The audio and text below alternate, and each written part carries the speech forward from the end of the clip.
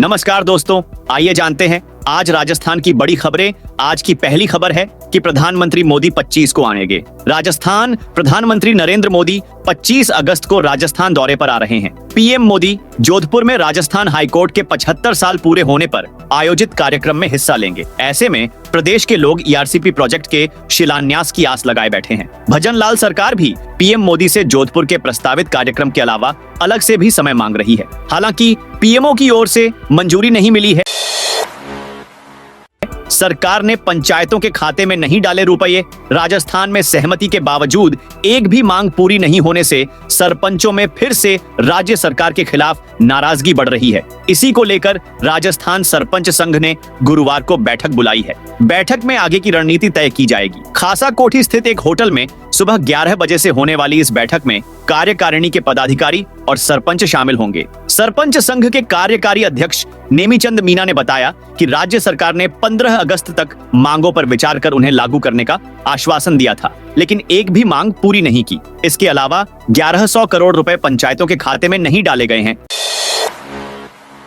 जयपुर में resident doctors की हड़ताल खत्म। एसएमएस मेडिकल कॉलेज के रेजिडेंट डॉक्टरों की हड़ताल खत्म हो गई है। मंत्री गजेंद्र सिंह खींवसर के साथ सचिवालय में बैठक में रेजिडेंट्स की ज्यादातर मांगों पर सहमति बन गई। इसके बाद Jaipur association of resident doctors jawed ने आंशिक तौर पर हड़ताल वापसी का निर्णय लिया। मंत्री खींवसर ने उन्हें आश्वस्त किया कि रेजिडेंट्स के लिए 30 बॉडीगार्ड्स लगाए जाएंगे। वहीं एसएमएस पुलिस चौकी की स्ट्रेंथ भी बढ़ाई जाएगी। खींवसर ने कहा, मेरे ख्याल में राजस्थान ऐसा पहला राज्य होगा जहां डॉक्टरों के लिए ये व्यवस्था की जाएगी। इसके साथ ही डॉक्टर्स की सुरक्षा के लिए कॉलेज स्तर पर कमेटी बनाए जाने।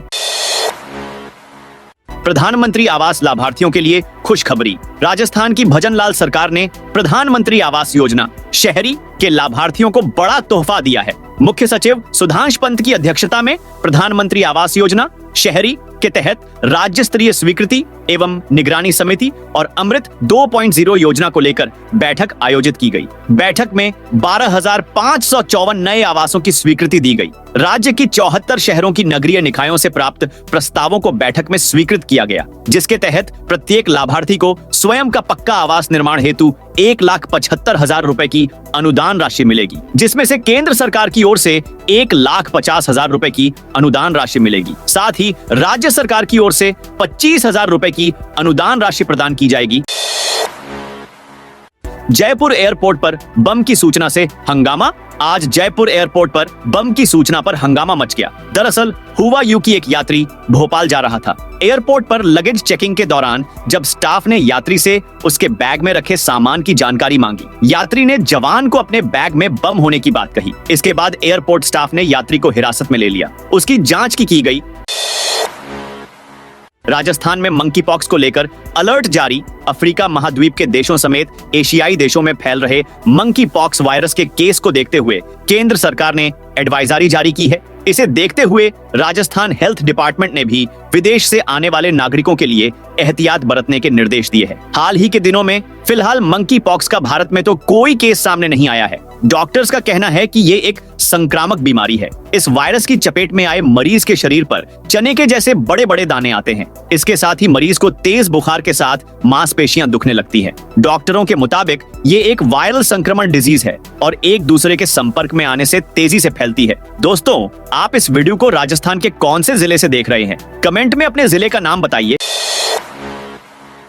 जोधपुर में बंद समर्थकों ने ठेले वाले पर उड़ेला गर्म तेल। दोस्तों, खबर है जोधपुर से, जहां कल भारत बंद आंदोलन के दौरान शेरगढ़ थाना क्षेत्र के सोमेसर में पकोड़े तलने वाले व्यक्ति पर तेल उड़ेल दिया गया। इसको लेकर अब उसके भाई की ओर से थाने में मामला दर्ज करवाया गया है, जिसमें 24 नामजद आरोपियों के खिलाफ रिपोर्ट दी गई है। बताया कि उन्होंने उनके भाई के साथ मारपीट करते हुए गर्म तेल गिरा दिया, जिससे वह जल गया। इस मामले में कार्रवाई करते हुए पुलिस की ओर से 6 आरोपियों को गिरफ्तार किया गया है।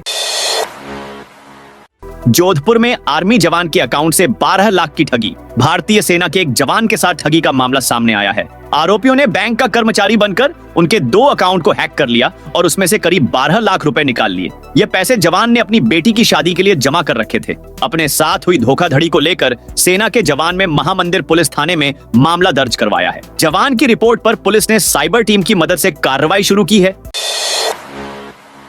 उपनेता प्रतिपक्ष रामकेश मीना का किरोड़ी लाल पर पलटवार। एसएससी एसटी आरक्षण में क्रीमी लेयर लागू करने के सुप्रीम कोर्ट के फैसले को सही ठहराने के कृषि मंत्री किरोड़ी लाल मीना के बयान पर पलटवार करते हुए उपनेता प्रतिपक्ष रामकेश मीना ने कहा कि भाजपा और आरएसएस ने खिचड़ी बना रखी है, किरोड़ी को पार्टी से बाहर कर दिया है। वे न जाने किस दबाव में हैं, उनको न मुख्यमंत्री बनाया और न उप मुख्यमंत्री, आलू सब्जी का मंत्री बना दिया। यह उनके कद के अनुकूल नहीं है, इसलिए उनको गुस्सा आ रहा है।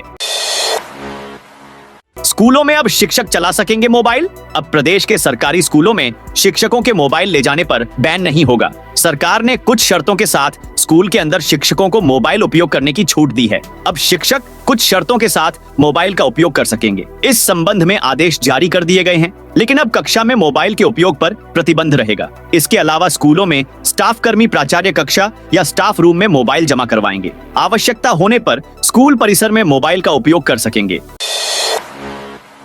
राजस्थान में फाइटर प्लेन से गिरी बम जैसी चीज। राजस्थान में जैसलमेर के रामदेवरा इलाके में बुधवार 21 अगस्त को एयरफोर्स के फाइटर एयरक्राफ्ट से बम जैसी चीज गिरने से तेज धमाका हुआ। पोखरण फील्ड फायरिंग रेंज में 8 फीट गहरा गड्ढा हो गया। घटना आबादी से दूर सुनसान इलाके में हुई। हालांकि इससे कोई जनहानि नहीं हुई है। इस घटना के बाद पुलिस अलर्ट मोड में आ गई। बीएसएफ सहित अन्य सुरक्षा एजेंसियों के अधिकारियों को इसके बारे में जानकारी दी है। यह घटना पोखरण में स्थित आर्मी रेंज से 15 किलोमीटर की दूरी पर हुई। उदयपुर कांड में प्रिंसिपल सस्पेंड, साथ ही क्लास टीचर को एपीओ किया। उदयपुर के राजकीय उच्च माध्यमिक विद्यालय भटियानी चौहट्टा की प्रिंसिपल ईशा धर्मावत को निलंबित कर दिया गया है। इस आशय का आदेश माध्यमिक शिक्षा विभाग के निदेशक आशीष मोदी ने मंगलवार देर शाम जारी किया था। 16 अगस्त को छात्र पर साथी छात्र द्वारा चाकू से हमला करने के मामले को विभाग ने प्रिंसिपल व स्टाफ की लापरवाही माना है। इस प्रकरण में प्रिंसिपल ने नियमित रूप से विद्यार्थियों की निगरानी नहीं की। उनकी उपस्थिति और अनुशासन को लेकर ध्यान नहीं रखा गया। इसी वजह से इस तरह की घटना हुई है। खाटू श्यामजी कॉरिडोर के लिए भजन लाल सरकार ने लिया एक और बड़ा फैसला। खाटू श्यामजी कॉरिडोर की डीपीआर को लेकर अब सरकार ने कवायद तेज कर दी है। इसी बीच खाटू श्यामजी कॉरिडोर को लेकर भजन लाल सरकार ने एक और बड़ा फैसला लिया है। खाटू श्याम मंदिर कॉरिडोर को मॉडल के रूप में विकसित किया जाएगा। डीपीआर में सबसे ज्यादा फोकस सुविधा क्षेत्रों को लेकर रहेगा। उप मुख्यमंत्री दिया कुमारी ने बुधवार को अधिकारियों की बैठक ली। इसमें खाटू श्यामजी कायनरिडोर की प्रस्तावित डीपीआर को लेकर चर्चा हुई। उन्होंने कहा कि मंदिर और उसके आसपास के क्षेत्र में जन सुविधाओं के लिए जगह चिन्हित करनी होगी। इसमें सड़क, परिवहन, यात्रियों के ठहराव, दर्शनों में सुगमता, भीड़ नियंत्रण सहित विभिन्न पहलुओं को ध्यान में रखकर डीपीआर तैयार की जाएगी। स्कूलों में धारदार हथियार लाने पर होगी कार्रवाई। सरकारी व गैर सरकारी विद्यालयों में अनुशासनात्मक कार्रवाई होगी। माध्यमिक शिक्षा निदेशक आशीष मोदी ने शिक्षा अधिकारियों को निर्देश जारी कर सरकारी विद्यालयों व गैर सरकारी विद्यालयों में विद्यार्थियों द्वारा धारदार हथियार व नुकीली वस्तु लाने पर रोक लगाने के लिए सख्त हिदायत दी है। माध्यमिक शिक्षा निदेशक ने सभी शिक्षा अधिकारियों को इस संबंध में आवश्यक दिशा निर्देश जारी किए हैं। राजस्थान में फिर भारी बारिश का अलर्ट। राजस्थान में पिछले कुछ दिनों से बारिश का दौर धीमा हुआ था, वह अब फिर से शुरू हो गया है और आने वाले कुछ दिनों तक लगातार राजस्थान में तेज बारिश का दौर जारी रहेगा। बुधवार को जयपुर, भरतपुर, कोटा, अजमेर और उदयपुर संभाग कई जिलों में 2 इंच से ज्यादा बरसात हुई। मौसम विशेषज्ञों के मुताबिक राज्य में इस सिस्टम का सबसे ज्यादा असर कोटा, उदयपुर संभाग में देखने को मिल सकता है, जहां 24-26 अगस्त के दौरान कहीं कहीं भारी से अति भारी बारिश होने की संभावना है। राजस्थान में इस सीजन में औसत से 44% ज्यादा बरसात हो चुकी है। कोटा, उदयपुर और जयपुर संभाग के जिलों में अगले 5 से 6 दिन कहीं कहीं भारी बारिश होने की संभावना है। आज की बात करें तो आज अजमेर, अलवर, बांसवाड़ा, बारा, भरतपुर, बूंदी, चित्तौड़गढ़, भीलवाड़ा, दौसा, धौलपुर, डूंगरपुर, जयपुर, झालावाड़, झुंझुनू, कोटा, करौली, प्रतापगढ़, राजसमंद, सवाई माधोपुर, सीकर, सिरोही, टोंक, उदयपुर, जालोर जिलों के लिए आज येलो अलर्ट जारी किया गया है। बीजेपी ने आईदान सिंह भाटी को बनाया प्रदेश सह संयोजक। राजस्थान प्रदेश बीजेपी के प्रदेशाध्यक्ष मदन राठौड़ ने बीजेपी प्रदेश की सदस्यता टोली का गठन किया। सदस्यता अभियान के लिए इस टोली में संयोजक और सह संयोजक की घोषणा की गई है। कुल 6 सदस्यों को इस टोली में शामिल किया गया है। जैसलमेर बीजेपी के युवा नेता आईदान सिंह भाटी को इस टोली में शामिल किया गया है। बीजेपी प्रदेशाध्यक्ष मदन राठौड़ ने जैसलमेर के बीजेपी युवा नेता आईदान सिंह भाटी को सह संयोजक बनाया गया है। मुख्यमंत्री कोरोना सहायता तथा पालनहार योजना में सत्यापन जरूरी। दोस्तों, राजस्थान में चल रही मुख्यमंत्री कोरोना सहायता तथा पालनहार योजना में वार्षिक सत्यापन कराना जरूरी है। इसमें प्रतिवर्ष जुलाई माह में वार्षिक सत्यापन कराया जाता है। आपको बता दूं कि अभी तक ऐसे लाभार्थी जिन्होंने अभी तक शैक्षणिक सत्र 2024-25 का वार्षिक सत्यापन नहीं कराया है, उनका आगामी भुगतान नहीं हो सकेगा। भुगतान के लिए नजदीकी ई मित्र के माध्यम से बच्चों के अध्ययन प्रमाण पत्र अपलोड कर वार्षिक सत्यापन कराएं। राजस्थान में शिक्षा विभाग ने 16 खेलों को सूची से हटाया। शिक्षा विभाग ने इस बार भी स्कूल स्तरीय प्रतियोगिता की सूची से कई पारंपरिक खेलों को हटा दिया गया है, जिसमें सतौलिया, रस्साकशी, पावर लिफ्टिंग सहित 16 खेलों को प्रतियोगिता में शामिल नहीं किया गया है। इस बार 16 प्रकार के खेलों को प्रतियोगिताओं की सूची से बाहर करते हुए 32 खेलों की ही स्वीकृति दी। आरबीएसई 10वीं 12वीं मेन एग्जाम के आवेदन प्रोसेस जारी। राजस्थान माध्यमिक शिक्षा बोर्ड की ओर से मुख्य परीक्षा 2025 के लिए आवेदन प्रोसेस जारी है। रेगुलर ऑफ प्राइवेट स्टूडेंट्स सामान्य परीक्षा शुल्क के साथ कल यानी 23 अगस्त 2024 तक आवेदन पत्र भर सकेंगे। उच्च माध्यमिक व्यावसायिक वरिष्ठ उपाध्याय परीक्षा 20 फरवरी 2025 को आरंभ होगी। माध्यमिक व्यावसायिक प्रवेशिका परीक्षा 27 फरवरी 2025 को प्रारंभ होगी। एक अतिरिक्त परीक्षा शुल्क के साथ 24 अगस्त से 7 सितंबर तक आवेदन स्वीकार किए जाएंगे। इसी तरह असाधारण परीक्षा शुल्क के साथ 13 सितंबर से 27 सितंबर 2024 तक भी आवेदन किए जा सकेंगे। वोटर लिस्ट में नाम जोड़ने व संशोधन 18 अक्टूबर तक। भारत निर्वाचन आयोग एवं राज्य निर्वाचन विभाग के निर्देश पर जिले में मतदाता सूचियों में नए नाम जोड़ने, संशोधन करने एवं विसंगतियां दूर करने के लिए बीएलओ द्वारा घर घर जाकर सर्वे करने का कार्य, विशेष संक्षिप्त पुनरीक्षण कार्यक्रम मंगलवार से शुरू हुआ। यह अभियान 18 अक्टूबर तक जारी रहेगा। उन्होंने अपील की है कि 1 जनवरी 2025 को 18 वर्ष की आयु पूर्ण करने वाले सभी युवा इस अवधि के दौरान वोटर हेल्पलाइन ऐप के माध्यम से अपने नाम मतदाता के रूप में दर्ज करने के लिए आवेदन करें। कोटा से गुजरने वाली 9 ट्रेनें होंगी प्रभावित। पश्चिम मध्य रेल जबलपुर मंडल के कटनी मुड़वारा बीना खंड में दमोह स्टेशन पर तीसरी लाइन पर प्री नॉन इंटरलॉकिंग कार्य किया जाना है। इसके चलते 24 अगस्त से 13 सितंबर के कोटा से शुरू होने टर्मिनेट होने वाली कोटा होकर गुजरने वाली कई ट्रेनें प्रभावित रहेगी। दिव्यांग के साथी को भी मिलेंगी रेलवे किराए में छूट। कोटा रेल मंडल के सीनियर डीसीएम रोहित मालवीय ने बताया कि दिव्यांगों को रेल सुविधाएं देने के लिए रेलवे की ओर से दिव्यांगों के विशेष रियायती कार्ड बनाए जा रहे हैं। अप्रैल माह से शुरू हुई इस योजना में कोटा रेल मंडल ने अब तक 429 दिव्यांगों को रियायती कार्ड जारी किए हैं। वहीं इस कार्ड से दिव्यांग समेत सहायक को भी छूट मिलेगी।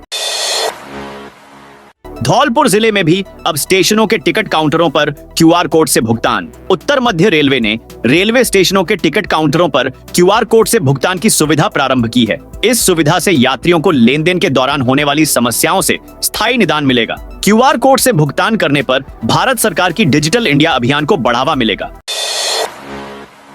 वित्त मंत्री निर्मला सीतारमण उदयपुर पहुंची। केंद्रीय वित्त मंत्री निर्मला सीतारमण 2 दिवसीय दौरे पर आज उदयपुर पहुंची। उनके साथ मंत्री जीतन राम मांझी भी थे।